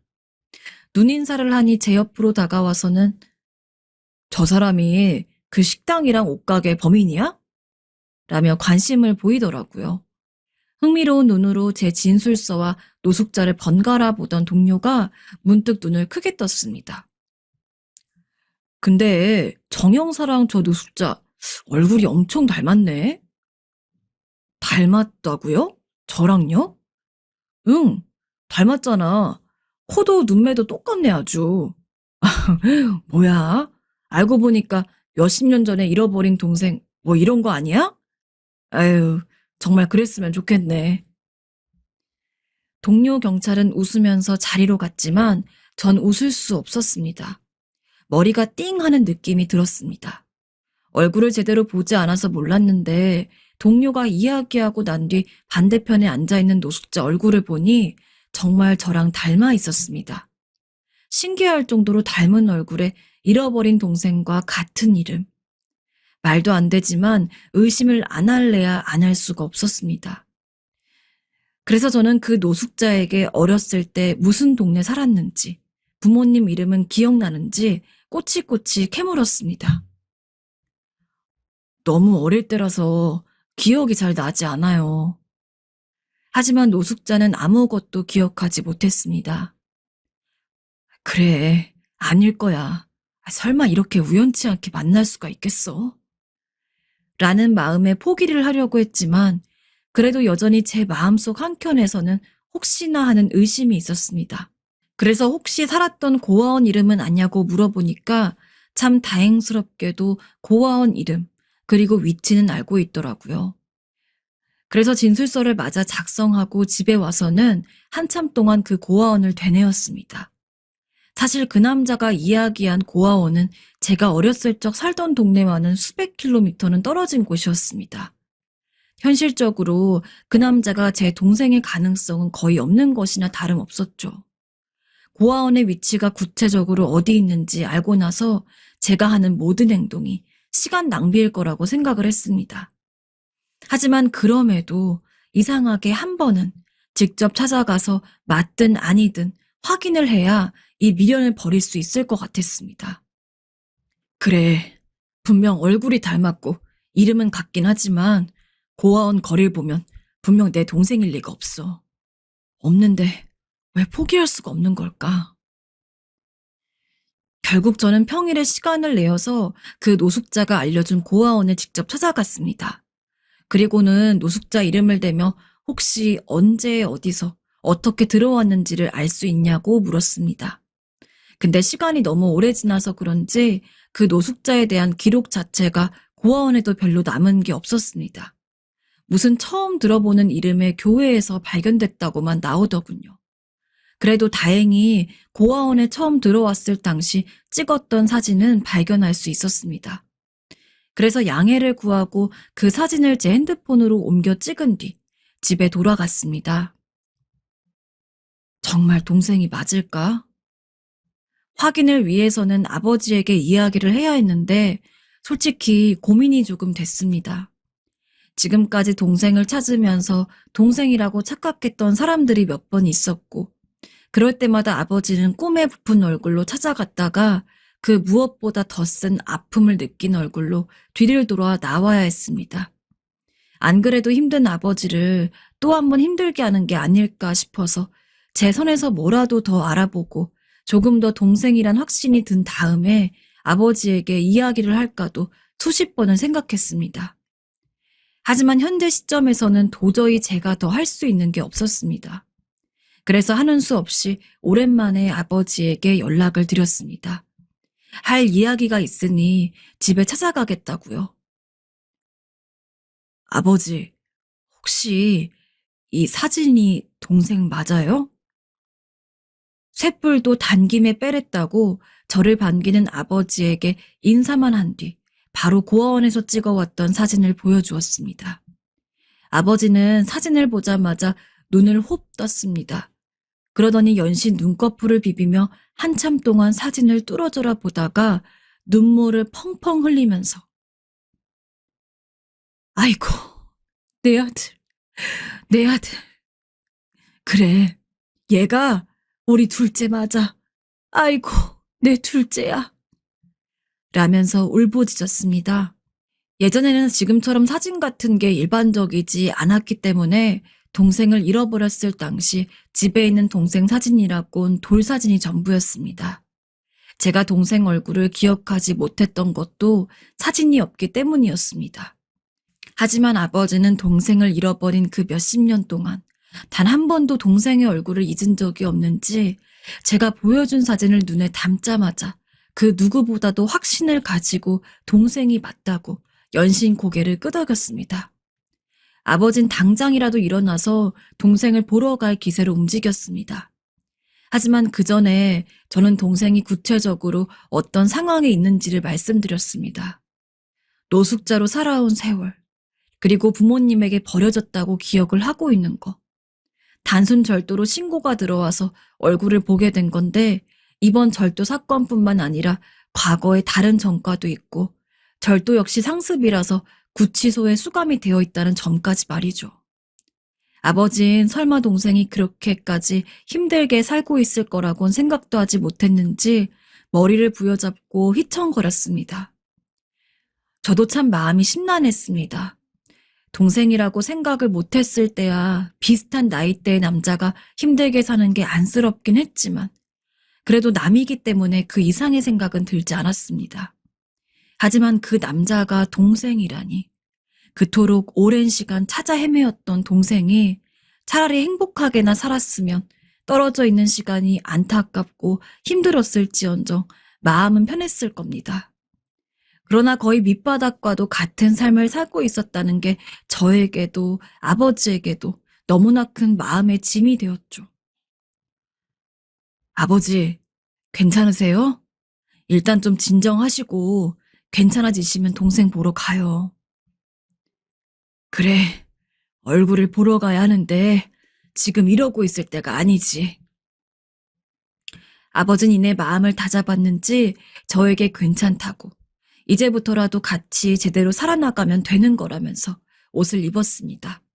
저도 어쩐지 두근거리고 잔뜩 너를 뛰는 마음으로 아버지와 함께 구치소에 갔습니다.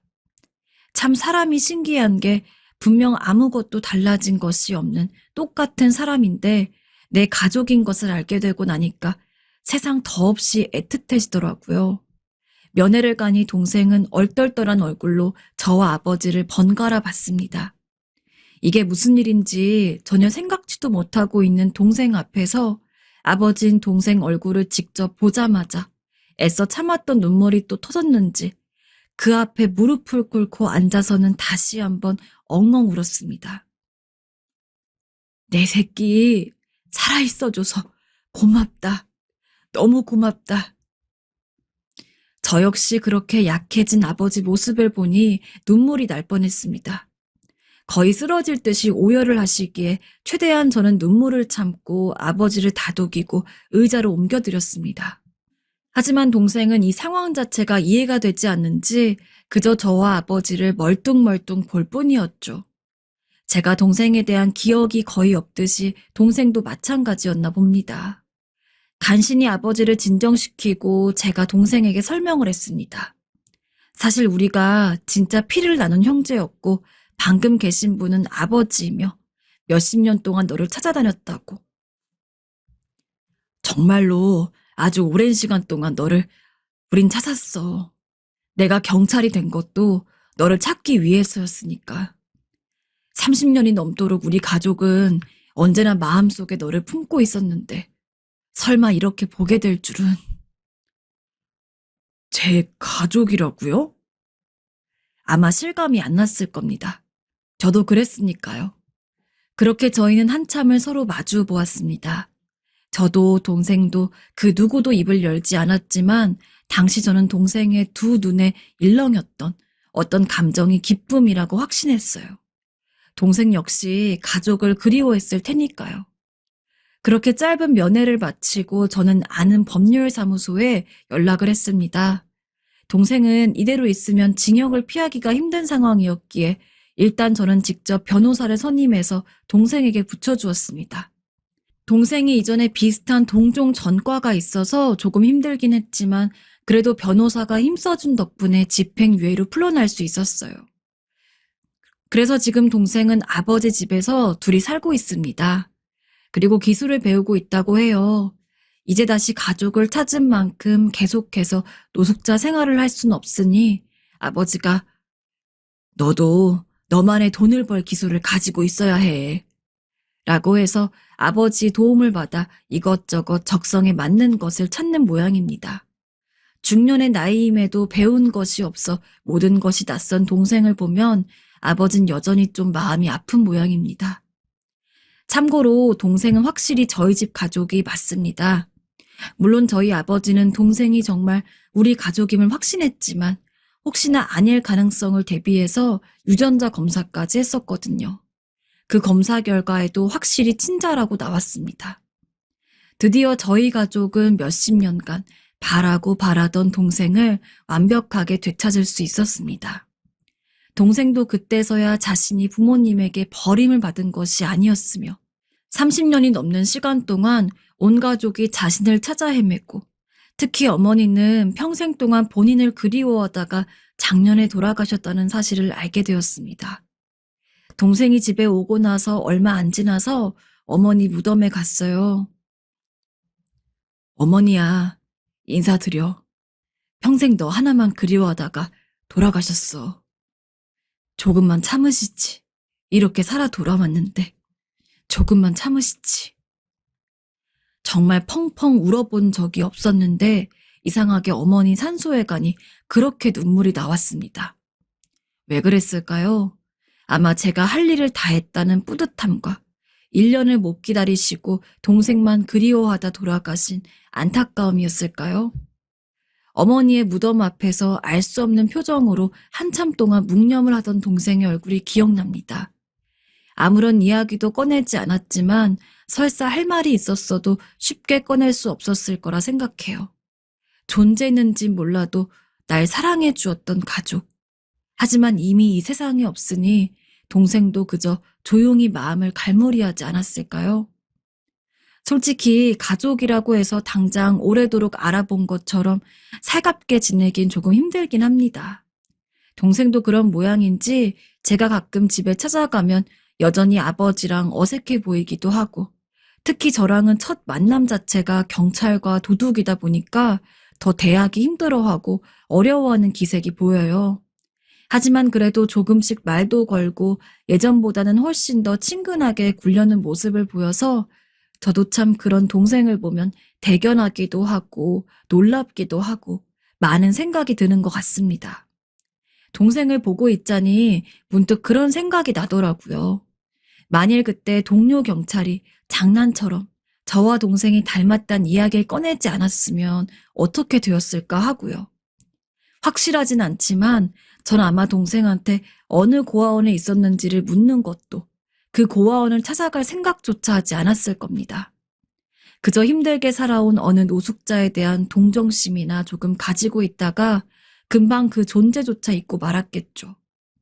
빠른 시일 내에 제 동생을 찾게 해준 1등 공신인 동료 경찰한테 술이나 한번 거하게 사려고 해요. 아직 소문내지 않았거든요. 설레발치기 싫어서요. 아무튼 이제는 동생이 나쁜 길로 빠지지 않도록 뒤늦게나마 잘 챙겨야겠습니다. 하늘에 계신 어머니도 이제야 행복하게 웃으면서 편히 쉬고 있지 않을까요? 저희 가족 남은 여생은 절대로 서로를 잃어버리지 않고 행복하게 살도록 하겠습니다. 제 이야기를 들어주신 분들에게 깊은 감사의 말씀을 드립니다. 어디에 제 이야기를 털어놓아야 할지 고민하다 도저히 못 찾고 여기에 보내봅니다. 나름대로 인생이 걸린 고민이니 제발 많은 분들이 끝까지 들어주셨으면 합니다. 남편과 저는 10년이라는 연애 끝에 뒤늦게 결혼을 하게 된 케이스였습니다. 저희 둘 다 집이 그렇게 부유하지가 않고 각자 먹고 살아서 부모님 모시고 그러기 바쁘다 보니까 알콩달콩 연애하고 사랑을 나누면서도 막상 현실적인 결혼 문제까지 들어가게 되면 서로 여유가 없고 걸리는 게 많다 보니까 다음에 제대로 얘기해보자. 조금 더 사귀고서 결혼 문제에 대해 진지하게 얘기를 나눠보면 좋을 것 같아.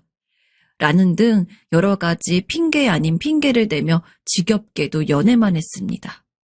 그러다 보니까 그냥 그 세월이 10년이 되었더라고요. 사실 지금이야 어쨌든 결혼을 했다곤 하지만 결혼까지 우여곡절이 없던 것도 아니었습니다. 저와 남편의 집안 사정이 그리 좋지 않다는 게 가장 대표적인 이유이긴 했지만 시어머니가 특히 저희가 결혼하는 것을 별로 안 좋아했어요. 아무래도 오래 연애를 하다 보면 구체적으로 결혼 이야기가 나오지 않더라도 서로 부모님 정도는 한 번씩 뵙잖아요. 저도 그랬거든요. 그래서 아주버님들이랑도 잘 지내고 시아버지랑도 결혼 전에 장난스럽게 아버님, 며느라가 라고 이야기하면서 대화할 정도로 무척 친했었어요. 하지만 이상하게 시어머니는 좀 어렵더라고요. 저를 그다지 좋아하지 않으신 것도 있었지만 시어머니가 참 유별나신 분이었습니다. 특히 아들, 그중에 남편 사랑으로 말이죠. 남편은 삼형제 중 막내입니다. 근데 시어머니가 예전에 결혼을 할 때부터 나는 꼭 셋째를 막둥이로 할 거야 라는 의견이 있으셨다고 해요. 근데 둘을 낳고 나서 그렇게 시어머니가 고대하던 막내를 가지려고 하는데 당시 시어머니가 좀 노산이셨던지라 의사가 지금 또 아이를 가지시면 산모가 위험할 수 있다며 되도록이면 임신을 안 할 것을 권유했다고 해요. 여보, 이미 우리 아들은 둘이나 있잖아. 당신이 예전부터 셋째를 막내로 가지고 싶다고 꾸준히 이야기하긴 했지만 난 당신이 위험해질 수 있다는데 무리해서 막내를 가지고 싶지가 않아. 그러니 당신도 본인을 생각해서라도 두 아들로 만족해주면 안 될까? 절대 싫어. 나 예전부터 그랬잖아. 꼭 셋째까지 가지고 싶다고. 나 위험하다고 한 건 알겠는데 난 포기 못하겠어. 시어머니가 왜 그렇게까지 셋째 집착을 했는지는 모르겠습니다. 하지만 결과적으로 시아버지는 시어머니 성화에 못 이겨서 결국 시어머니의 바람대로 셋째를 가지게 됐고 실제로 남편을 출산하는 과정에 있어서 시어머니에게 고비가 한번 왔었다고 했습니다. 그러나 불행 중 다행으로 응급처치를 빠르게 해서 시어머니도 목숨을 건질 수 있었고 남편은 그 영향 때문인지 태어날 때 미숙아로 태어나서 인큐베이터에 조금 있긴 했지만 그래도 얼마 안 가서 일반 아기들처럼 건강을 찾아가지고 지금까지 무사히 클 수 있었다고 했죠. 그래서 시어머니는 비록 다른 아들들이 있지만 남편을 그 누구보다도 사랑했다고 합니다. 엄마는 맨날 막내만 좋아해. 나랑 형은 좋아하지도 않고. 어릴 적 아주머님들이 시어머니의 남편 편애 때문에 저런 식으로 이야기한 적도 많았을 정도로 말이죠. 남편도 시어머니가 본인을 다른 형들보다 더욱더 좋아했다는 것을 알고 있었습니다. 그래서 처음 제가 시부모님에게 인사를 드리러 갈 때 우리 엄마가 나를 힘들게 가져서 그런지 조금 극성이야. 그러니까 엄마가 무슨 말 하더라도 그냥 그러려니 하고 넘겨. 라고 경고도 해줬었습니다. 뭐 저희 부모님도 저 좋아하시고 저뿐만 아니라 다른 부모님들도 자기 자식만큼 사랑스럽고 귀한 사람은 없을 테니까 전 당연히 시어머니도 그냥 그런 흔한 어머니 중 한 명일 거라고 생각했던 것 같아요. 하지만 남편이 그렇게 사전에 경고를 한 건 괜한 게 아니더라고요. 제가 딱 집에 들어서자마자 저를 머리부터 발끝까지 훑어보는 눈빛이 얼마나 날카로운지 처음에는 제가 며느리가 될 수도 있으니 예비 시어머니로서 충분히 지을 수 있는 표정이라고 생각하고 애써 웃으며 안녕하세요 어머님 하고 인사를 했습니다. 다행히 그래 라면서 제 인사를 받아주시긴 했지만 과연 제가 우리 아들한테 잘 어울리는 여자일까? 라는 탐색의 눈빛은 제가 자리에서 일어나서 집에 갈 때까지 없어지지 않았습니다. 게다가 그렇게 첫 만남을 한 이후에도 무엇 때문인지 시어머니가 남편에게 이야기해서는 너 여자친구 좀 데려와봐. 같이 식사나 하게. 라며 저를 부르는 일이 많았습니다. 처음 몇 번이야 내심 그래도 경계를 하는 것 같긴 했지만 같이 저녁도 먹고 하다 보니까 시어머니께서 저를 좋아하게 되었구나 싶어서 기쁜 마음으로 초대에 응했지만 정작 시어머니는 본인이 저를 불러놓고도 저에게 살갑게 대하기는커녕 처음과 똑같은 탐색의 눈빛만 보내고 게다가 제 앞에서 정말 눈에 띄게 남편을 챙기더라고요. 일부러 저에게 보여주려고 한 건 아닌 것 같았습니다. 남편이 워낙 익숙하게 받아들였거든요. 뭐 그런 거 있잖아요. 생선 요리가 나왔는데 생선 가시를 하나하나 발라서 살만 올려준다던가 맛있는 반찬 있으면은 남편 쪽으로 밀어준다던가 근데 정말 남편만 편애한다는 게 제 눈에도 보였습니다. 보통 시부모님, 그리고 남편, 저 이렇게 넷이 밥 먹을 때가 많았는데 그래도 가끔은 아주버님들이랑 함께 모여서 식사를 하기도 했거든요. 근데 맨날 뭘 챙겨줘도 남편만 챙겨주고 아주버님들도 시어머니가 본인들을 별로 신경 안 쓴다는 것에 너무도 익숙해서 하나도 놀랄 게 없다는 느낌이었습니다. 남편을 그렇게 아끼신다더니 정말 그렇구나. 솔직히 그렇게까지 극단적인 편애를 전 이해하지 못했습니다. 저에게도 언니 하나와 남동생 하나가 있지만 저희 부모님은 언제나 저희에게 공평하게 사랑을 주셨거든요. 물론 살면서 동생의 누나이기에 제가 양보해야 했던 것들도 있었고 반대로 언니의 동생이기에 제가 배려해야 됐던 것들도 존재했지만 그건 남동생도 언니도 마찬가지로 겪었을 부분이고 비록 그럴 때면 어린 마음에 심통이 나기도 했지만 지금 와서 생각해보면 적어도 저희 부모님은 언니든 동생이든 저든 모두가 공평하게 희생하고 공평하게 배려받는 그런 교육을 해주셨던 것 같아요. 그래서 어릴 때야 싸우기도 자주 싸웠지만 성인이 돼서는 서로 화기애애하게 지냈고요. 아무튼 그래서인지 아주버님들이 조금 안쓰럽기도 하고 남편도 사랑을 받는 입장이긴 하지만 형들 눈치가 보이지 않았을까 싶었습니다. 그래도 저는 남편이 결혼을 한다면 시어머니의 그런 집착 아닌 집착이 좀 덜할 거라 생각을 했어요. 애초에 남편과 연애 기간이 길어지면서 전 이제 남편 아닌 사람과 결혼을 꿈꿀 수 없었고 남편도 비슷한 마음이었기 때문에 부모님과 정말 진지하게 결혼에 대해서 이야기를 하기 전에도 저희끼린 언제쯤 결혼할지, 식은 어떻게 올릴지 이런 이야기들을 나누었기 때문에 나중에 그래도 어머님이 나랑 재호 씨랑 결혼하면 지금만큼 재호 씨를 붙들고 계시진 않을 거야 라고 판단했습니다. 그러나 결혼을 하고 나서 알았죠. 제 추측이 틀렸다는 것을요. 서로 여유가 없는 사정 속에서 힘들게 결혼을 했기 때문에 여느 부부가 안 그렇겠냐마는 솔직히 저희는 조금 더 감회가 남다르고 가슴이 벅찼다고 생각합니다. 얼마나 사정이 안 좋았냐면 결혼 이야기를 나누고 나서도 우리 결혼식 올리지 말고 혼인신고만 할까? 라는 대화까지 진지하게 나눴었거든요. 그러나 어찌저찌 운이 좋아서 나름대로 깔끔한 웨딩홀을 아주 비싸지 않은 가격으로 빌릴 수 있었고 도움을 좀 받아서 결과적으로 거의 반쯤 포기하고 있었던 식을 올린 뒤 가볍게 제주도로 신혼여행까지 다녀오고 혼인신고를 할 수 있었습니다. 특히 아주버님들 그리고 시아버지가 많이 도와주셨어요. 그러나 시어머니는 저희 결혼을 허락해 놓고도 그렇게 탐탁지 않은 느낌이었습니다. 전에 한번 시아버지가 저희 결혼식에 보탠다고 친구분에게 돈을 빌린다고 했었는데 시어머니가 그런 시아버지에게 대고 아니 무슨 걔네 결혼에 돈까지 빌리려고 해요? 라며 뭐라고 하는 모습을 봤습니다.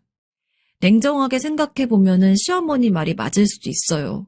근데 당시 남편과 저는 물론이고 주변인인 저희 친정 식구 그리고 다른 시댁 식구들 모두 저랑 남편 결혼 좀 제대로 하게 해주겠다고 모두가 노력을 하는데 그 과정에서 시어머니만 저렇게 초를 치는 발언을 하니까 솔직히 기분이 안 좋더라고요. 저도 어쩌다가 몰래 들은 거라서 차마 그 앞에서 대놓고 얘기를 하진 못했지만 좀 불쾌했습니다. 안 그래도 그런 인식 때문에 다른 시댁 식구들보다 시어머니를 별로 좋아하지 않는 저였는데 어쩌다 시댁에 갈 일만 생기면 시어머니는 남편만 챙기고 저한테는 얘 주방에 가서 과일 좀 깎아오너라 라며 자질구레한 것들만 시키고 그래도 그럴 때마다 아주버님들이나 시아버지가 제 편이 되어주었고 자주 시댁에 들리는 편은 아니었기 때문에 견뎠습니다. 그리고 당시 저는 허니문 베이비를 얻어서 임신을 하고 있었기 때문에 몇 달 지나서는 시댁에 갈 일이 있어도 시어머니가 애 때문에라도 저한테 일을 못 시키셨죠. 솔직히 시키려고 안 한 건 아닌데 그럴 때마다 아주버님들이나 시아버지가 나서서 임신한 사람한테 뭘 그런 걸 시켜. 라며 적극적으로 막아주신 덕분에 조금 편하게 있었습니다. 그렇게 10달을 꽉 채우고 저는 아들 하나를 낳았습니다. 임신하고 한 3개월쯤 됐을 때부터 직장을 쉬고 집에서만 있었는데 원래는 애를 낳고 나서 다시 직장을 다니고 싶었거든요. 일하는 걸 좋아하기도 하고 집에만 있는 것보다는 그래도 밖에서 사람들도 만나고 그러는 게 좋아서요. 하지만 애를 낳고 나니까 더 복잡하고 챙길 것도 많고 그러더라고요. 저희 형편에 애 봐주고 집안일 해줄 가정부를 들 수 있는 상황도 아니고 그렇다고 해서 저보다 벌이가 좋은 남편을 전업으로 돌릴 수도 없는 거고. 당신 회사 다니고 싶다면서 괜찮겠어? 솔직히 조금 아쉽긴 한데 어쩔 수 없지. 우리가 낳고 싶어서 낳은 아이잖아. 그리고 설사 가정부 아줌마를 부를 수 있다고 해도 애들은 엄마 아래에서 커야 된다고 생각해. 걱정 마.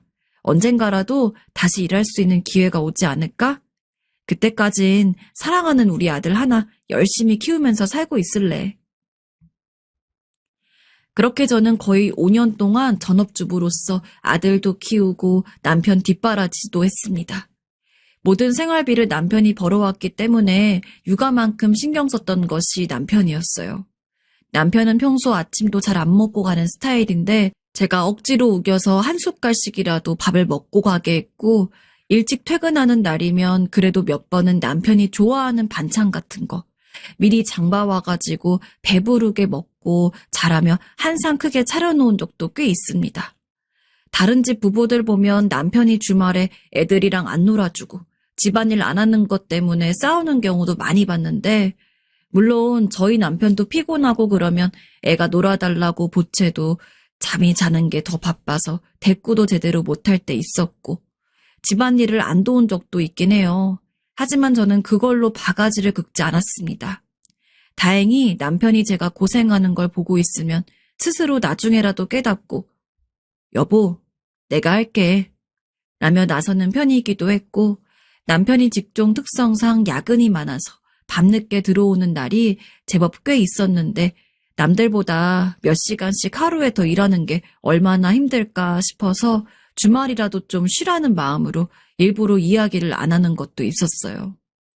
남편은 남편대로 제가 그런 걸로 바가지 한번 안 긁으니까 자기가 배려받고 있다는 생각에 여보, 내가 더 잘할게 라며 저한테 더 잘해주고 저도 전업이긴 하지만 솔직히 회사 일만큼 힘든 게 육아였기 때문에 가끔씩은 남편이 좀 도와줬으면 하는 마음도 있긴 했는데 남편이 자진해서 저를 도와주고 집안일도 해주고 그러니 기분 좋고 매일같이 붙어 사는 부부이다 보니까 싸우는 날도 없던 건 아니지만 그래도 큰 부부싸움은 한 적이 없었고 서로가 각자의 자리에서 자기 할 일 열심히 했기 때문에 그래도 제법 화목한 부부 생활을 했다고 자부합니다. 그러다가 일이 생겼어요. 올해 설날에 터진 일입니다. 저희 집은 명절 같은 걸 잘 안 세서 결혼 전에도 저희 부모님은 명절에 굳이 집 올 필요 없고 시댁에나 다녀오라고 말씀하시는 분들이라 명절 때 친정집에 간 적은 거의 없습니다. 물론 남편이 우리 집만 들리는 건 좀 그러니까 당신네 집도 들리자. 오랜만에 장모님이랑 장인어른도 좀 뵈고 라며 저를 데리고 친정집에 갈 때도 있었지만 그냥 가족끼리 밥 한 끼 먹고 나오는 게 전부였어요. 그러다 보니까 나중 가서는 남편도 친정집에 가잔 얘기를 안 하고 그냥 바로 시댁으로 향하고는 했죠. 어차피 친정집이야 원할 때 아무 때나 가도 상관없는 거고 시어머님 빼면 아주버님들, 시아버지 모두 좋았기 때문에 거기서 전 좀 붙이고 이러는 거야 그렇게 힘들 것도 없었습니다. 근데 매일 그렇게 명절에 시댁에 갈 때마다 시어머니랑 조금씩 삐걱거리는 일이 있었어요. 너무 사소한 것들이기도 했고 그 당시에 싸울 때는 큰일로 번지지가 않아서 기억이 안 나는데 이번 설날엔 그 사소한 싸움이 너무나 크게 불이 붙고 말았죠. 그나저나 너 성재 교육은 잘 시키고 있니? 요새는 어릴 때부터 제대로 키워야 훌륭한 어른이 되는 법이야. 사실 저는 적어도 아들이 중고등학생이 되기 전까진 학원 같은 걸 많이 보내고 싶지 않았습니다. 뭐 태권도나 검도 같은 운동이면 모르겠지만 흔히 얘기하는 대학 입시용 공부를 시키고 싶지 않았죠. 그렇다고 아들이 학원을 아예 안 다니는 것도 아니었고 기본적인 영어 수학 같은 건 보내고 있었거든요. 하지만 시어머니는 저랑 생각이 달랐습니다. 제 아들은 본인들 때가 아니라 요즘 같은 시대에 태어난 만큼 어릴 때부터 조기 교육을 제대로 해야지. 나중에 공부도 잘하고 좋은 대학 가서 좋은 직장 취직하고 훌륭한 사람이 된다고 언제나 저에게 이야기를 했습니다. 그때마다 웃으면서 어머님, 그래도 저희 아들은 아직 어리잖아요. 나중에 학교 가고 그러면 생각해 볼게요. 라고 하며 넘겼습니다. 하지만 시어머니는 그 이후로도 저를 볼 때마다 성재가 우리 재우 닮았으면 공부를 못할 리가 없어. 어쩌면 영재일 수도 있는 거 아니니? 우리 재우도 어렸을 때 천재 영재 소리 들으면서 자랐다. 그러니까 어른 말 들으렴. 내가 괜히 이렇게 이야기하는 거 아니니까. 라며 정말 지겨울 정도로 저희 아들한테 조기 교육을 강요했습니다. 어느 정도였냐면 언젠가부터는 전화를 걸어 남편을 통해서 이야기를 전달하고 제 아들에게도 너 학원도 다니고 싶지 않니? 할머니가 학원 보내줄게. 하며 말하기도 했죠. 아들이 엄마, 나 꼭 학원 다녀야 해? 하며 불평 섞인 소리를 하면 제가 아니야, 할머니가 그냥 말씀하시는 거야. 라고 둘러대곤 했습니다. 근데 이게 쌓이다 보니까 정말 스트레스더라고요. 마치 제가 애 교육을 잘못 시킨다는 듯 너 너무 태평하게 구는 거 아니니? 그러다 애 인생 망치면 어쩌려고? 하며 혼을 내시는데 시어머니 얼굴 마주보고 있기가 어느 때부턴 힘들어졌습니다. 하지만 그렇다고 해도 그때도 제가 참았어야 되는데 올 설에도 전을 부치는 제 옆에 와가지고 슬쩍 그런 이야기를 하는데 순간 저도 모르게 화가 불쑥 솟구쳐서 어머님, 언젠가부터 자꾸 저희 성재 공부시키라고 하시는데 부모는 저랑 재우 씨예요. 저도 재우 씨도 우리 성재 아직 학원 같은 거 보낼 생각 없어요. 근데 자꾸 어머니가 그렇게 이야기를 하시니 솔직히 좀 부담스러워요. 아까 말했듯이 성재 부모 어머님 아니에요. 저랑 재우 씨예요. 저희가 알아서 할 거고 만약에 우리 성재가 조금 더 커서 본인이 학원 다니고 싶다고 저희한테 얘기하면 그땐 몇 살이 되든 상관 안 하고 보내줄 거예요. 그러니까 어머님이 더 이상 신경 안 썼으면 좋겠어요. 라고 말대꾸를 해버렸습니다. 역시나 이 말에 시어머니는 폭발했고요. 너 지금 어른한테 그게 무슨 말버릇이니? 내가 나 잘 되라고 성재 학원 보내라 그러는 거야? 성재 잘 되고 더 나아가서 니네 잘 되라고 얘기하는 거잖아. 같은 말이라 해도 아주 되바라지게 말을 하네.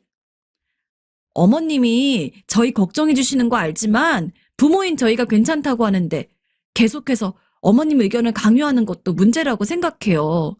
저희 성재 아직 초등학교도 제대로 안 들어갔어요. 그러니까 더 이상은 성재 조기 교육시키라고 말씀 안 해주셨으면 좋겠어요, 어머님. 그 싸움이 시발점이 되어 저와 시어머니는 더욱더 사이가 안 좋아졌습니다. 아주 냉전이었죠.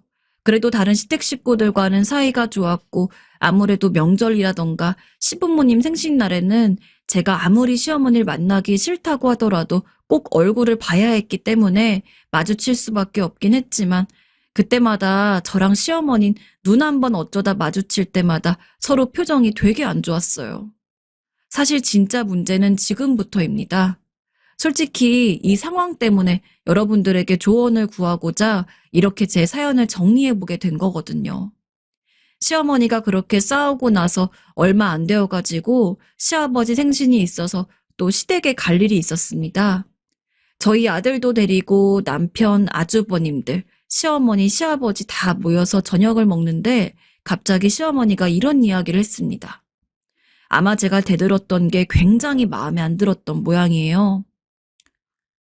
근데 성재 우리 재우 아들 맞긴 해? 갑자기 그게 무슨 소리세요, 어머님? 아니, 아무리 생각해도 좀 이상해서 말이야.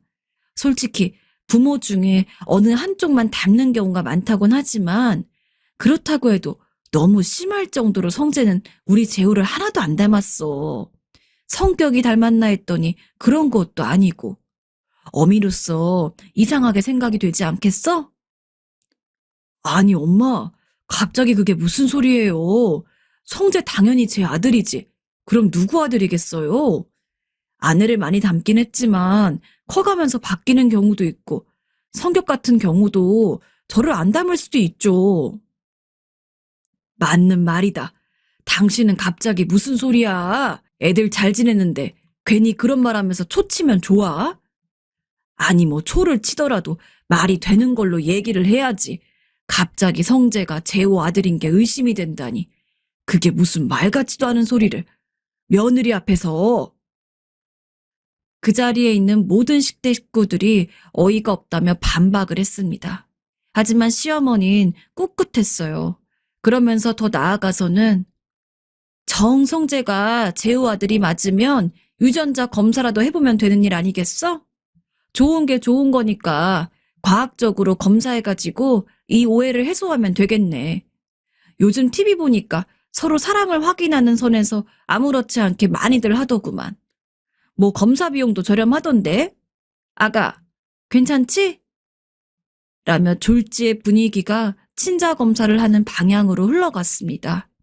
솔직히 여전히 이해가 되지를 않습니다. 대충 어느 부분에서 시어머니가 그런 의심을 하게 되었는지.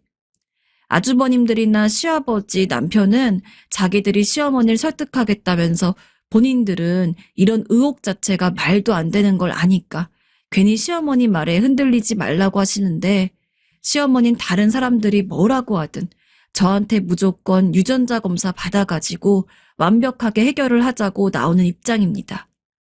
지금까지 제 이야기를 들어주셨다면 그까짓 거 그냥 검사하고서 깔끔하게 남편과 제 사이에서 낳은 아들인 거 인정받고 시어머니한테 대놓고 뭐라고 하면 된다고 생각하실 수도 있을 겁니다.